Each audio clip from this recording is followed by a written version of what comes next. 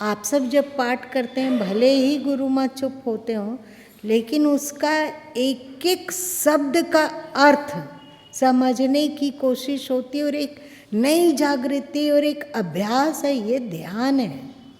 एक एक पद को बढ़िया से, जैसे बीजक का पाठ आप लोग करते हैं तो गुरु माँ का, अगर चुप भी हो जाते हैं तो पूरी तरीके से एक एक लाइन में होश रखने की कोशिश होती है। उसी तरह गीता का पाठ करते हैं तो बहुत हद तक गीता का अर्थ दिमाग में बैठ चुका है। अब ऐसा नहीं है कि अर्थ नहीं खुलेगा, तो अर्थाकार डूब के रहना बहुत आनंददायी होता है, बहुत प्रफुल्लित करने वाला होता है। तभी तो कुछ का कुछ अर्थ है सो समझाने लग जाता है, कुछ दिव्यता दिखने लग जाती है, तो फिर आप लोगों में बांटने लग जाते हैं कि ये है, इसका अर्थ ये है, इसमें श्री कृष्ण ये कहना चाह रहे हैं। बहुत कीमती है, गुरु माँ वहाँ उपस्थित रहने का हर संभव कोशिश करते हैं। और अभी हम लोगों का शरीर स्वस्थ है, कल क्या होगा सो कौन जानता है कि नहीं? कल क्या होगा, कल किसका शरीर अस्वस्थ होगा, किसका क्या होगा, करने की क्षमता रहेगी या नहीं रहेगी, अगला गीता पाठ होगा तब तक हम लोग जिंदा रहेंगे कि नहीं, गारंटी है कहीं? कुछ नहीं। तो लगता है कि जो भी है इस तरह का यज्ञार्थ कर्म, आध्यात्मिक साधन, उसको बड़े जोश खरोश और श्रद्धा पूर्वक किया जाए, जैसे कि शायद ये हमारा अंतिम हो। ये कड़वी बात है, पर बहुत ही आवश्यक है इसे कहना। आपका ये तो हम लोग को भी यदि इस तरह से सोच कर करेंगे तो बड़ा ही लगाव होता है। एक तो बात अवश्य है, आप लोग के चिंतन में आता है या नहीं ये आप सोचेंगे, कि इस जीवन में हम लोग भगवान जो हमें दिया वो लगभग सब कुछ दिया, इससे ज़्यादा की और आवश्यकता, दें तो भी ठीक है, ना दें तो भी ठीक है। राइट कि रॉन्ग? राइट। तो आज जो मिला है हमें, पता नहीं किस कर्म से मिला, पता नहीं किस कर्म से मिला। देखिए एक एक छोटी छोटी बात, फिर से लेक्चरबाजी शुरू हो रही है। एक छोटी छोटी बात को देख लीजिए कि आज हमारे पास इतना धन है कि हम अपनी छोटी मोटी आवश्यकता को मज़े से पूरी कर सकते हैं। सही? कोई चीज़ की यदि आवश्यकता पड़ जाए तो ऐसा नहीं है कि कहाँ से पैसा आएगा। आपको 2000 का एकाएक खर्च पड़ गया, 4000 का खर्च पड़ गया, 8000 का खर्च पड़ गया, तो हम लोग स्वाभाविक रूप से उतना खर्च कर पाते हैं, कर लेते हैं ना। लेकिन आप धरती में आँख उठाकर देखोगे तो बहुत सारे ऐसे लोग हैं, बहुत सारे ऐसे लोग हैं, बहुत सारे लोग जो छठ करते हैं तो डाला उनके पास नहीं है खरीदने के पैसे, तो उसमें जो सामान आएगा, फल फूल सब कुछ महंगा होता है, तो उसको खरीदने के लिए उस कभी उन लोग को कर्ज लेते हुए देखा जाता है। आप लोग देखे हैं? किसी का इलाज कराने की आवश्यकता हो गई और लगभग 1500 रुपये की दवा आ रही है, डॉक्टर ने 1500 रुपये की दवा लिखी, तो उसके लिए तरेंगन दिखता है कि 1500 कहाँ से आएगा, तो फिर वो किसी से कर्ज लेता है। ये सब देखकर एक ऐसा नहीं लगता है कि इस जन्म में तो भगवान है, आने वाले जन्मों में भी। ये तो है कि अभी पूर्ण ज्ञान सभी को नहीं हुआ होगा, तो आने वाले जन्मों में जन्म तो लेना होगा, धरती पर आना होगा, तो कम से कम आज वाली स्थिति को प्राप्त करें। नहीं, आज जो हमारे पास सुख सुविधा है, आज सिर छुपाने का अपना घर है, स्वाभिमान पूर्वक हम लोग समाज में जी पा रहे हैं, है कि नहीं? हम अपनी छोटी बड़ी आवश्यकता को मज़े से पूरा कर ले रहे हैं, घर भी हमारा है, सुसज्जित है, ऐसा नहीं है कि टूटा फाटा भांगा हुआ है अथवा रंग नहीं हो पा रहा है, 5 साल हो गया, 8 साल हो गया, 10 साल हो गया, नहीं है ऐसा। सत्संग की बात है तो वो भी हम लोगों को मिला हुआ है, और अध्यात्म की चर्चा है वो सब भी हमें मिला है। परिवार भी है, ज़्यादातर लोगों का परिवार ऐसा है कि सब मिलजुल कर रहते हैं। ऐसा नहीं है कि घर में रोज रोज कलह हो रहा है, रोज चिल्ला चिल्ली होता है पति पत्नी में या पुत्र और पिता में, चिल्ला चिल्ली होता है तो वो पुल तक सुनाई पड़ता है। ऐसा किसी का घर है क्या? नहीं। इसका मतलब बहुत ज़्यादा कुछ हम लोगों को मिला हुआ है। तो आप लोग को कभी नहीं सोचाता है कि क्या ऐसा करें कि आने वाले समय में फिर से यदि धरती में लौटना होता हो तो भगवान और ज़्यादा दे या ना दे, कम से कम इस जन्म में जो मिली बुद्धि, जो सोच, जो श्रेष्ठ समझ, थोड़ी बहुत यदि त्रुटि है तो जल्दी जल्दी हम लोग सुधार लेंगे इसी जन्म में। और सब कुछ कम से कम इतना ही ईश्वर दे दे। आप लोग को नहीं लगता है ये बात? कभी नहीं सोचाता है? कभी नहीं सोचाता है? नहीं सोचाता है। अभी ऐसो नारायण भाई बोले कि उन लोग जहाँ रह रहे हैं उसके पीछे के तरफ एक किसान की ज़मीन है, तो वो उसको 6,000 रुपये की आवश्यकता थी। तो वो किसी एक व्यक्ति से 6,000 उधार लेने के लिए अपनी ज़मीन को उसके गिरवी रखा हुआ है। अब वो व्यक्ति उसके ज़मीन को कोड़ जोत रहा है, उपजा रहा है, खा रहा है, और इसको 6,000 चुकाने में नाको चना चब रहा है, वो नहीं चुका पा रहा है। ये सब सुनने पर कितना दर्द होता है और साथ साथ में भय भी होता है। नहीं, आप लोग को नहीं समझ में आया? हाँ, अगर दुनिया में हम लोग जीते हों, आँख को कस करके बांध लें अथवा गंधारी की तरह अपने आँख में पट्टी बांध लें तो ये सब नहीं दिखेगा, वरना ये सब दिखता है। सही?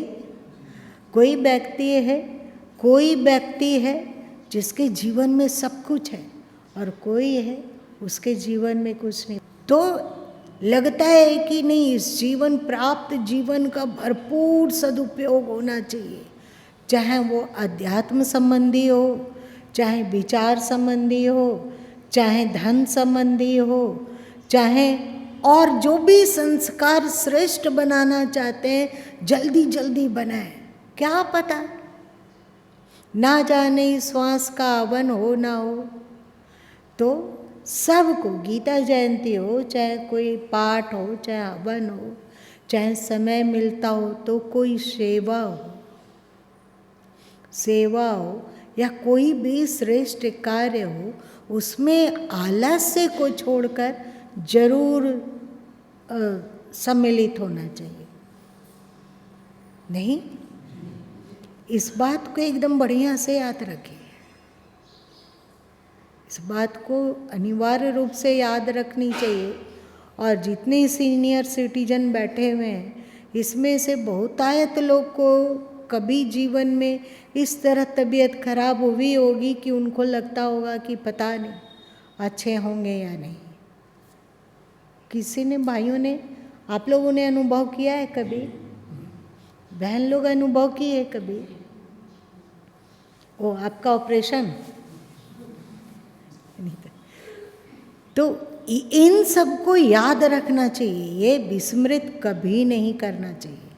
और एक बात गुरु माँ को लगता है कि यहाँ का धन यहीं रह जाएगा, इस धन को मर भी जाए तो भी साथ नहीं ले जा सकते हैं, लेकिन धन से कमाया हुआ सदकर्म अथवा दुष्कर्म साथ चला जाता है। ये शरीर है, ये यहीं रह जाएगा, इसको हम लोग साथ नहीं ले सकते हैं। जब अपना ही शरीर जीवन साथी नहीं है तो बाहर का रिश्ता नाता जीवन साथी कोई कैसे हो सकता है? तो ये शरीर तो हमारे साथ नहीं जाएगा, पर इस शरीर से जो हमने कर्म किया, अच्छा कर्म अथवा बुरा कर्म, वो हम लोगों के साथ चला जाता है। इसीलिए भरपूर कोशिश होनी चाहिए कि कोई भी पाठ का अवसर मिलता हो, यज्ञ का अवसर मिलता हो, हवन का अवसर मिलता हो, कार्यक्रम का अवसर मिलता हो, सत्संग का अवसर मिलता हो, तो घूट घूट करके उस डूब के उसमें सम्मिलित हो, डूब कर सम्मिलित हो। इसलिए अभी हम लोग गीता अभी जयंती है तो हम लोग डूब के इसमें सम्मिलित होते हैं। थोड़ा और उसमें और श्रद्धा नियोजित करो, और श्रद्धा नियोजित करो, बस परफेक्ट है, सब कुछ परफेक्ट। यहीं समाप्त करें अपनी बात को। आज गुरु माँ के अंदर में एक विचार उत्पन्न हो रहा था जो आप लोगों से शेयर करते हैं कि बहुत सारे लोग, वैज्ञानिक लोग, जो आज के वैज्ञानिक लोग हैं, वो मानते हैं कि अपने आप ये सृष्टि हो गई। मानते हैं कि ये सृष्टि क्रमिक विकास होते हुए अपने आप हो गई, अपने आप हो गई, इसके रचयिता कोई दूसरा नहीं है।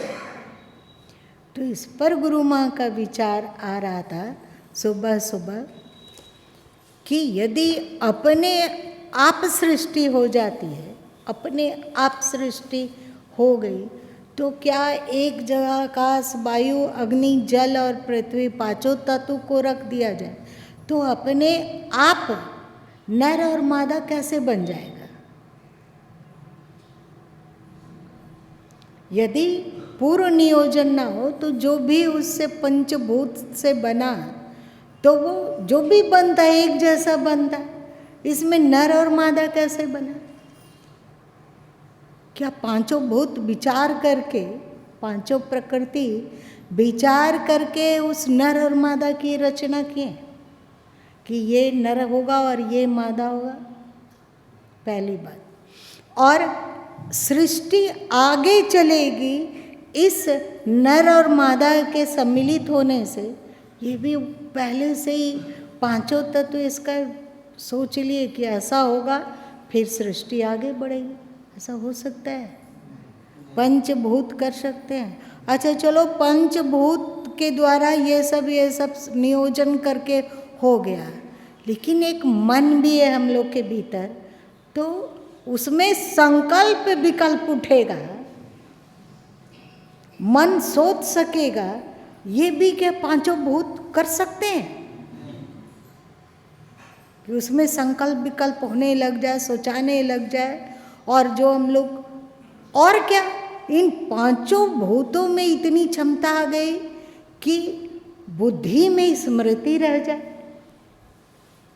आप लोग जानते हो कि केवल हम ही लोगों में स्मृति नहीं है, कुत्ते लोगों में भी स्मृति है, गायों में भी स्मृति है, और सभी जीव जंतुओं में स्मृति है। तो क्या पांचों भूत के मिलने से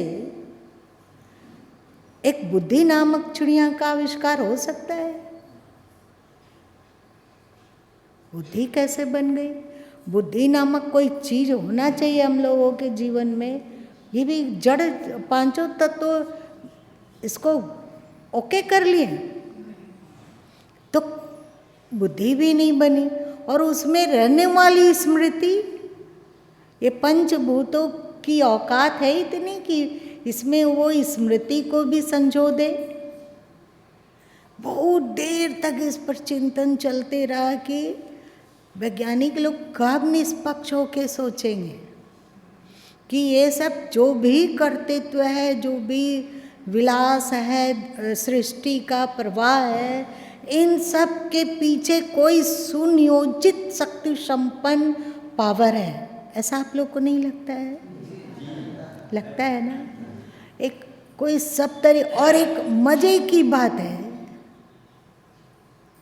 रोग पैदा होना, मर जाना, जिंदा रहना, बच्चा होना, बच्चा लोग का धीरे धीरे विकास होना, हाथ पैर फेंकना, हंसना खेलना, दूध पीना, सब प्रकृति उसको प्रेरणा दे रही है। प्रकृति तो जड़ है, तो और कहाँ से प्रेरणा रही है?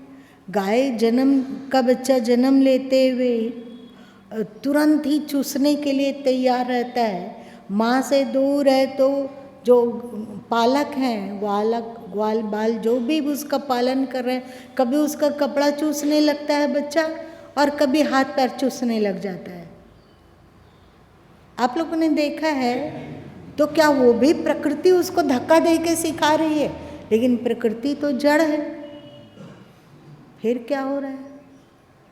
एक गाय का बच्चा को गुरु माँ देखे, छोटा सा बच्चा था, हमें लगता है 20-25 दिन का बच्चा होगा, तो उसके पास एक सांप, दूर से वो देख लिया सांप को और वो बच्चा जोर जोर से चिल्लाने लगा, गर गर गुरगुराने की तरह आवाज़। जो आदमी जब भयभीत हो जाता है, आप लोग देखे होंगे कि जब आदमी भी भयभीत होता है तो उसका आवाज़ कुछ अलग होने लगता है। यहाँ पे बहुत सारे लोग ऐसे होंगे कि वे जिसके साथ विश्राम कर रहे हों, सो रहे हों और सपना में कोई कुछ बड़बड़ाने लग जाता हो,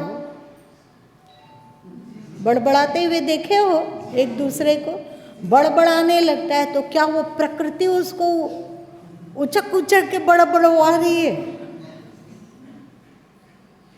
चाहे गाय के बच्चे, वो भी कैसे जान गए कि वो सांप है और उससे उसको खतरा है? छोटा बच्चा है, अभी कोई उसको अनुभव नहीं हुआ और उसको हम लोग कहाँ पढ़ाते लिखाते हैं? गायों को पढ़ाते लिखाते हैं नहीं, तो वो बच्चा कैसे डर रहा है? कौन उसको प्रेरित कर रहा है? क्या प्रकृति? अब परंतु मेरे को उत्तर नहीं आया, पर चिंतन बहुत चला इस पर, बहुत चला, बहुत डीप बहुत सारी बातें चली और अंत में गुरु माँ नतमस्तक हो गए ईश्वर के प्रति कि कोई कहे ईश्वर है या ना कहे, वैज्ञानिक कितना भी चिल्लाते हों कि ईश्वर नहीं है, चाहे कोई जीववादी जो पंथ उपपंथ होगा कितना भी चिल्लाता होगा कि जो कुछ है सो आत्मा ही है, ईश्वर नहीं है, वे लोग चिल्लाते रहें, पर हमारे लिए तो ईश्वर हैं और वे बहुत ही प्रिय हैं और सारा कुछ अखिल विश्व उन्हीं का है। हमारा जीवन, उठना बैठना, सोना जागना, इसके भीतर जो मन है, इसके भीतर जो बुद्धि है, इसके भीतर जो स्मृति है, वो सब ईश्वरीय कार्य है ना। हम लोगों को इतना पावर जरूर दिए, हम लोगों का जो मैं भी है ना, वो भी ईश्वर का ही है, सही।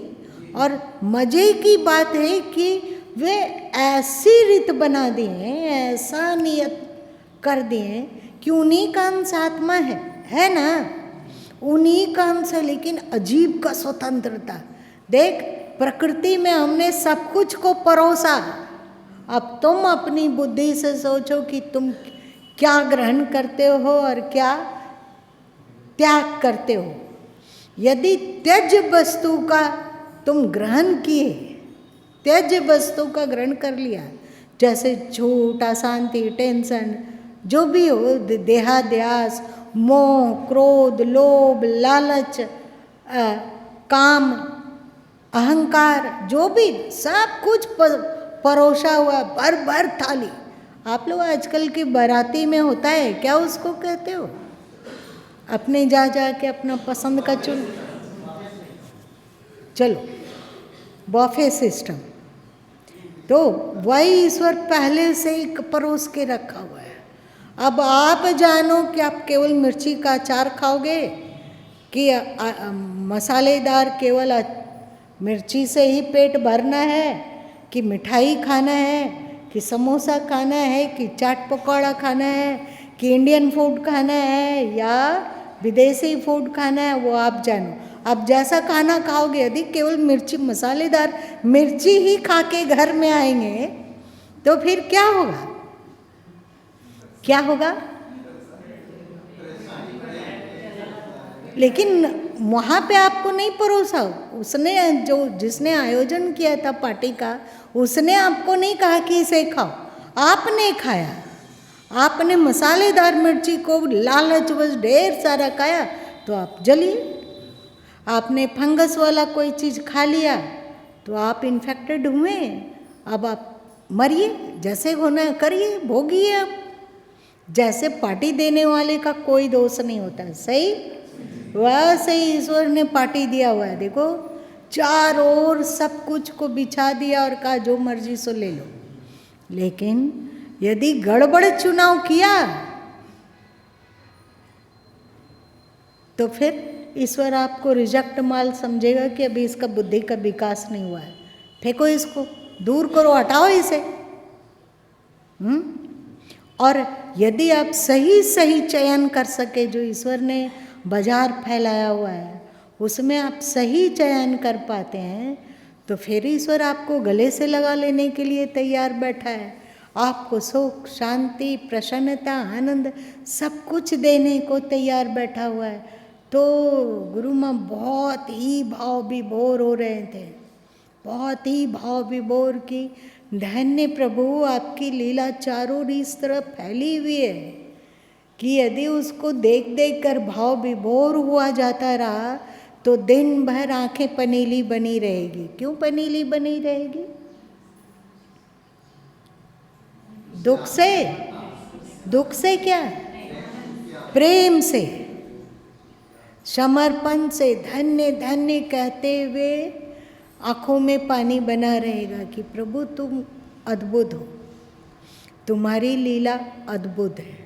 बार बार दुनिया में आना है और उन्होंने जो बाजार बसारा हुआ है उसमें से ग्रहणीय चीज़ को लेना है और त्याज्य चीज़ को छोड़ना है। और उल्टी पुल्टी किया तो जैसे आप मसालेदार मिर्ची खा के आह वो चिल्लाते हो, जैसे गड़बड़ घाला भोजन करते हो तो अपने शरीर को रोगी बनाते हो। और दुख कौन पाता है? दुकानदार दुख पाएगा क्या? नहीं, हम ही लोगों ने गड़बड़ चीज़ खाना खाया तो हम लोग अपना कष्ट भोगते हैं।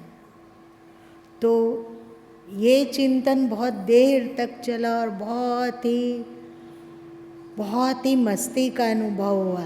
तो लगा कि आप सबों में भी बांटना चाहिए। अकेले अकेले उस मस्ती का उपभोग करना उचित नहीं है, ये चोरी होगा।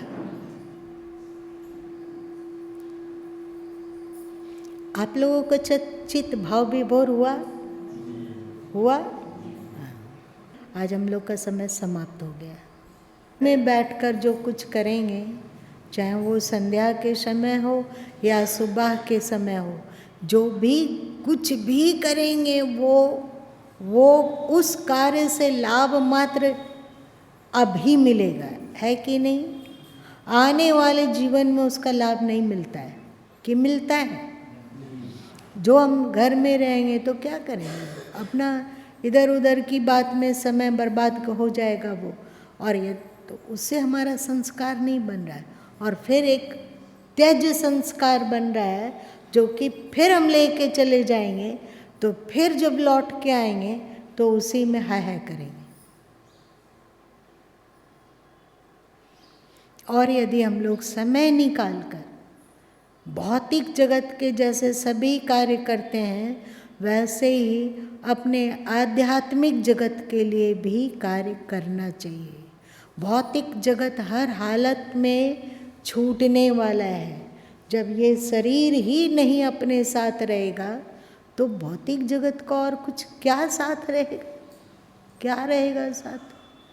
तो क्या आप अभी जो कर रहे हैं केवल उन्हीं संस्कारों को अपने साथ ले जाना चाहेंगे? अभी क्या आप कर रहे हैं बताइए? बहुत सारे जो सीनियर सिटीजन हैं, चाहे वो बहन लोग हो या भाई लोग हो, जो भी सीनियर सिटीजन हैं, वे सोचेंगे कि हमारा कर्तव्य है परिवार के बीच में रहना, उठना बैठना, उनका सुख दुख को देखना, उनके सुख का ख्याल रखना, तो हमारा यही संस्कार बन रहा है।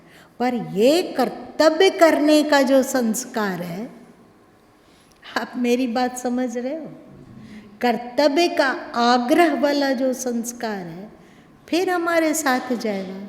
फिर जब वहाँ होंगे, जैसे ही थोड़े बड़े हो जाएंगे तो वैसे ही परिवार की भूख होगी, क्योंकि कर्तव्य करेंगे तभी तो जब कोई जिसके प्रति मोह होगा, है ना, उसी के लिए तो कर्तव्य करेंगे। अभी बहुत सारे लोग को लगता है कि हमें हमारे शरीर के प्रति भी कर्तव्य है, तो इस कर्तव्य करने का जो संस्कार है, देह के लिए कर्तव्य, मेरा देह के प्रति भी कुछ कर्तव्य है, तो ये कर्तव्य करने की वासना लेके जाएंगे तो वो कर्तव्य जहाँ हम लोग जाएंगे वहाँ उकसाएगा कि देह तो है ही नहीं है, तो कर्तव्य किसके लिए करें। तो फिर क्या होगा, 5 तत्व मिली मांडो छाए, सुख दुख माते हरदी चढ़ाई। आप लोग के बीजक में है ना, हाँ, जना 5 मिली लगन सुधाई, और है ये 5 मिली, जो भी हो, तो फिर से हम लोग को शरीर मिल जाएगा। लोग कर्तव्य करते रहो। और एक बात और याद रखना कि शरीर में भगवान क्यों कष्ट देते हैं पता है, और सीनियर सिटीजन को विशेष रूप से कष्ट क्यों देते हैं, आप लोग कभी सोचे इस पर। एक बार बैठे बैठे गुरु माँ इस पर चिंतन कर रहे थे, तुम लोग भी सोचोगे कि ठीक में जो कहा गया है कि खाली दिमाग वही बात है। तो गुरु माँ चिंतन कर रहे थे कि ये क्या है कि युवावस्था में उतना कष्ट नहीं रहता है और प्रौढ़ावस्था में भी चलो काम चलाओ ही रहता है। जैसे ही व्यक्ति सीनियर सिटीजन होने की ओर बढ़ता है अथवा होता है तो शारीरिक कष्ट बढ़ने लग जाता है। इसके पीछे क्या है?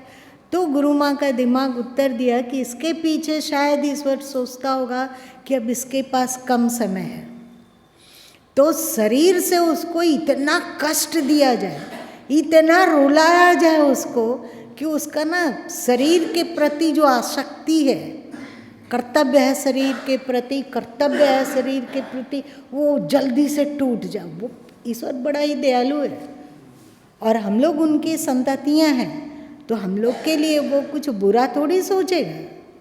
तो सीनियर सिटीजन को 10 तरीके का कष्ट देना, अब चलने का हिम्मत नहीं है, उठने का हिम्मत नहीं है, अपना काम करने में भी दिक्कत होता है और 10 तरह का रोग है, किसी को कोलेस्ट्रॉल बढ़ रहा है, किसी को हार्ट अटैक आ रहा है, तो किसी का जॉइंट पेन हो रहा है, तो किसी का गर्दन दुख रहा है, तो कोई आँख से देख नहीं पा रहा है, तो कोई कान से सुन नहीं पा रहा है, कोई चलता है थोड़ी देर तो हांफने लग जाता है। ये अजीब अजीब तरह का कष्ट इसीलिए देते हैं कि देख, शरीर में यदि लोलुप हुआ ना तो फिर यही भोगेगा। चेत जाओ, समय है, चेत जाओ, देहाध्यास को छोड़ दो, देह की आसक्ति से परे उठो और सोचो कि तुम कौन हो और धरती पर क्यों आए हो। ये शरीर तुम्हारा अंतिम सत्य नहीं है, ये शरीर रोग का घर है, ये शरीर दुख का घर है। इसको समझो, इसको चेतो, इशारा करता है ईश्वर। अब बताओ, गुरु माँ के दिमाग ने जो उत्तर दिया वो उसमें से आप लोग कितने लोग सहमत हैं? सहमत हैं? यही देहाध्यास से ऊपर उठो।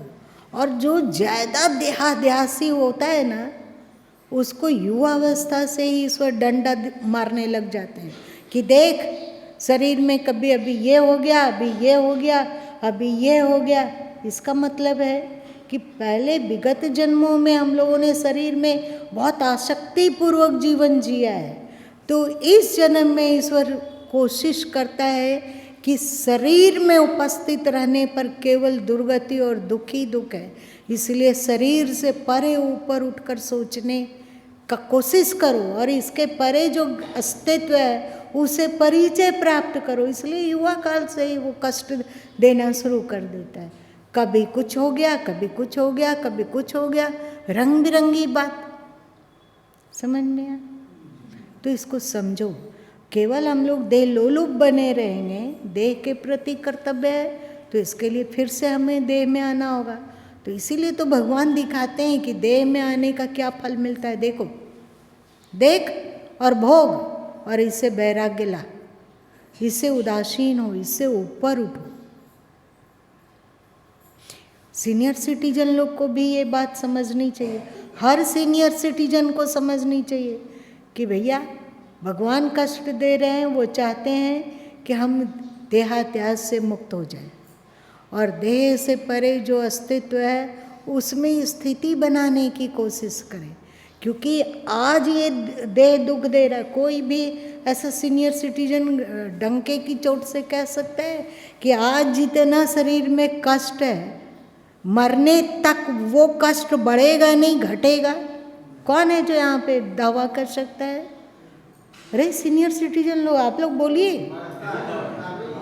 अब जब शुरू हुआ, एक बार व्यक्ति का पैर फिसलता है फिसलन वाले जगह में, तो अपने आप को संभाल पाना आसान नहीं होता है। फिर एक ही उपाय है, कितना भी कोशिश करे कि अगल बगल कुछ चीज़ पकड़ ले, लेकिन एक ही उपाय है कि भड़ाम से गिर जाओ, है कि नहीं? वैसे ही सीनियर सिटीजन में जैसे ही अस्वस्थता आना शुरू होता है, इसका मतलब है कि ये दिनों दिन और गिरने वाला है, दिनों दिन और ज़्यादा खराब होने वाला है। क्योंकि ईश्वर और जोर जोर से डंडा मारेगा कि देखो अब तुम्हारे पास और कम समय बचा, देखो कम समय है, चेतो, जल्दी चेतो। तो वो इशारा कैसे करेगा? वो तो निर्गुण है, निराकार है, अव्यक्त है, अगोचर है। तो तुमको डंडा मार मार के समझाता है कि देखो यही भोग होता है इस शरीर में, चेतो, और ज़्यादा कष्टकर स्थिति हो सकती है आने वाले समय में, इसलिए अभी से चेत जाओ। ये उत्तर आया। हमें लगता है कि आप लोग भी गुरु माँ के इन विचारों से सहमत होंगे, है ना? इसीलिए जो जिस सब तरह का कर्तव्य हो पर उसमें आसक्ति ना हो, और इस कर्तव्य से ज़्यादा महत्वपूर्ण हम अपनी आत्मा के प्रति कर्तव्य को दें। समझ में बात आई? चाहे भौतिक जगत के प्रति जो हमारा कर्तव्य है, उससे बहुत ज़्यादा कर्तव्य ईश्वर के लिए है, अपनी आत्मा के लिए है। इस बात को हम लोग समझें। मरने से पहले, मरने से पहले, पता नहीं आज भगवान सब तरह का सुयोग बैठा दिया है, आने वाले जन्मों में क्या होगा सो उसकी गारंटी है? कुछ नहीं है। इसलिए वर्तमान का लाभ उठाओ, वर्तमान का ज़्यादा से ज़्यादा लाभ उठाओ। चलो आज इतना ही रहने दो। ये जो हम लोगों ने चर्चा किया, ऐसा नहीं है कि ये गीता के ज्ञान से अलग कोई चीज़ है। अभी हम लोगों ने गीता का ही ज्ञान सुना है, भाषा अलग है, कहने का तरीका अलग है, पर वही ज्ञान है ये। हे हरि, मैं तेरी तुम मेरे, मैं जाना यह बात खरी। ये दो लाइन को बढ़िया से दिमाग में घुमाते रहो, बार बार लाओ कि हे प्रभु हम आपके हैं, जिससे कि सही दिशा में हम लोग आगे बढ़ पाए। तो लूट ले राम नाम की लूट, फिर पाछे पछताएगा जब प्राण जाएंगे छोट।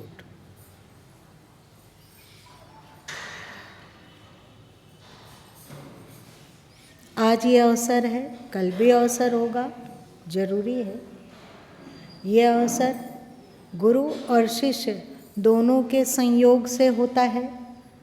तो कभी ऐसा भी होता है कि शिष्य नहीं रहता, कभी ऐसा भी होता है कि गुरु नहीं रहते हैं, है कि नहीं? सही बोला हमने। तो इन सब अवसरों का अधिकतम हम लोग लाभ लें, इन सब अवसरों का हम लोग भरपूर लाभ लें। कल क्या पता नहीं, कल हो सकता है कि तुम रहो पर सद्गुरु ना रहें। कभी ऐसा भी होता है कि सद्गुरु रहते हैं पर शिष्य नहीं रहता है। तो ये दुर्लभ अवसर है, इसको व्यर्थ जाया नहीं होने देना चाहिए।